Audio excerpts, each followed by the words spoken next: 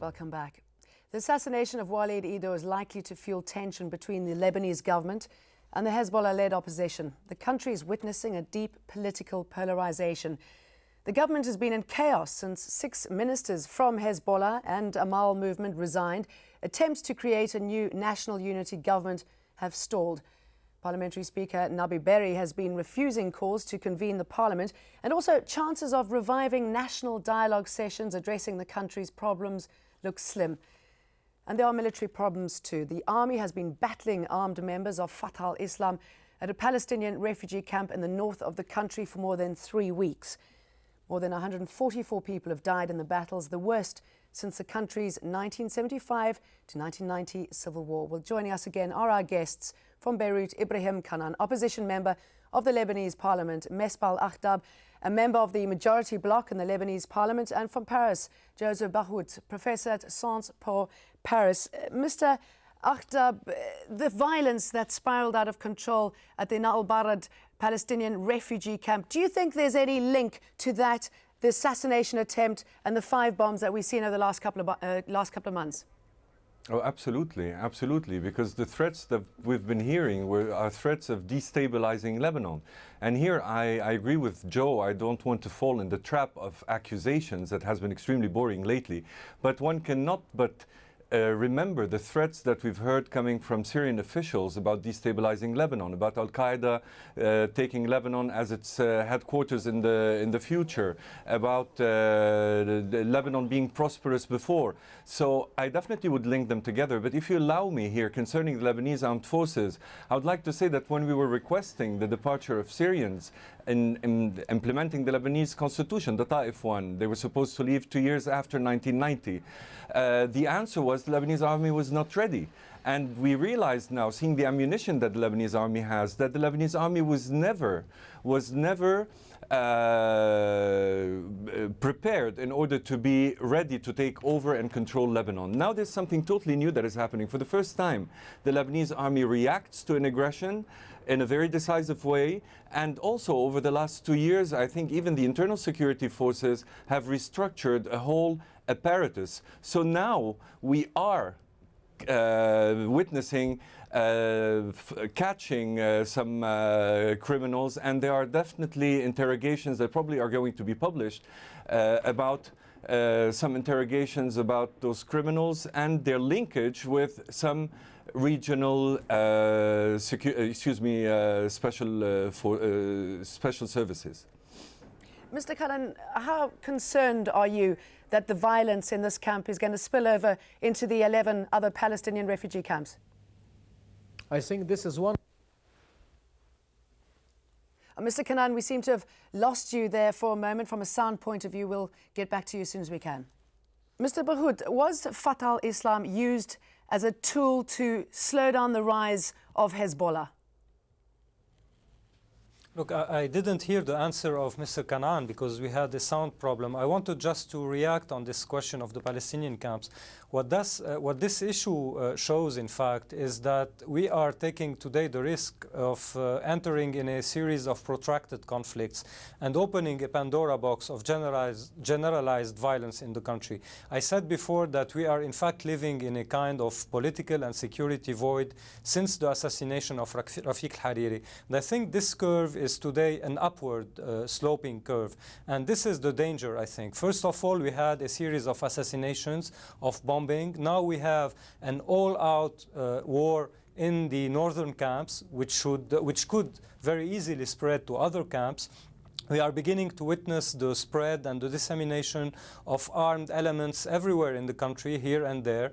And this is understandable because any group and every group is today fearful on its own security. So people are going back to this theory of the self-security, and you can hear some analysts on TVs and in the papers defending that option. So I think that all this, to cut it short, shows the very high urgency to find or to begin to find a political solution to the crisis. Everybody knows in Lebanon that security has never been a mere technical issue. Of course, it has a technical aspect, It has a military and police aspect, but security in Lebanon is function of the political consensus, of the solidity of not only the state and its institution, but on the solidity of the national consensus around the state. Okay, and well, let me pose that question to Mr. Kanan. I mean, Mr. Kanan, Iran is also a player here. We focused a lot on Syria. Is there any dialogue for Iran and Syria proposed?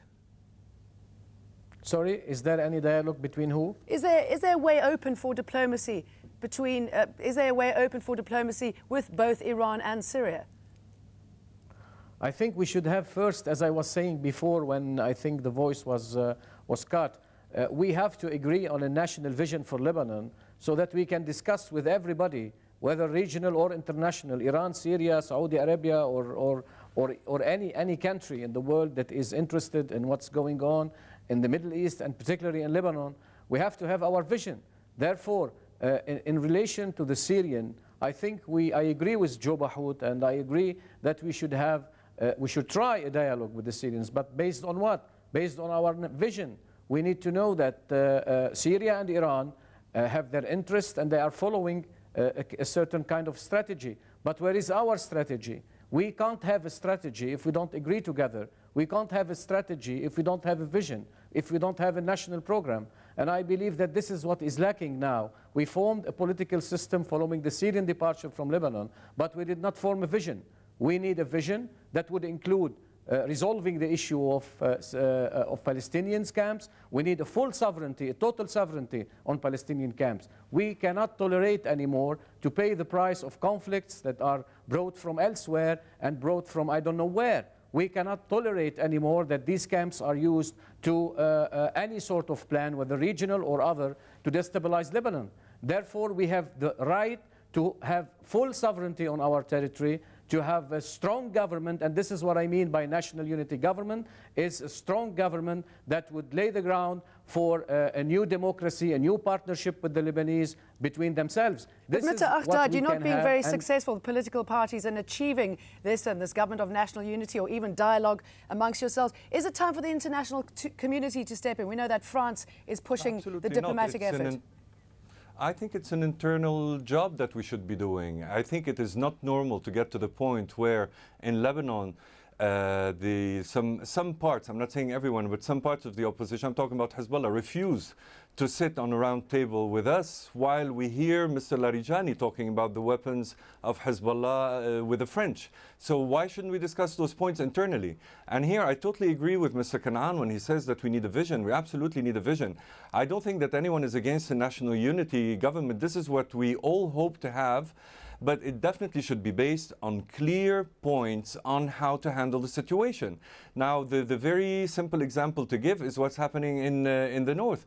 Had we had the Hezbollah people still in the government, and when they request the 3+1, saying this is national unity, after our Lebanese constitution, this means that if the 3+1 resign, there's no government. It means there will be a political vacuum and no possibility to face the attacks coming on Lebanon. So had we had them in the government now, there would have been a division, since Hezbollah was not clear, since they put some red lines on how the army should handle the situation. So we would have had a division, we wouldn't have had a clear political stand, and of course without a clear political position, one cannot ask the Lebanese armed forces to do its duty of going to the end of facing aggression.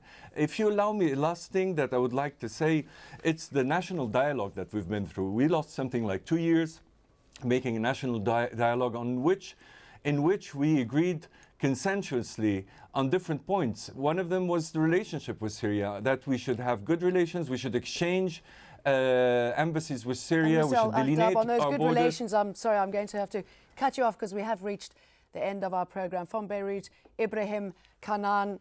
We also have Mesbah al-Akhdab, member of the Lebanese Parliament. From Paris, Joseph Bahout. Thank you all for joining us, and thank you for watching Inside Story. You know that you can get in touch with us by email, insidestory@aljazeera.net. Goodbye.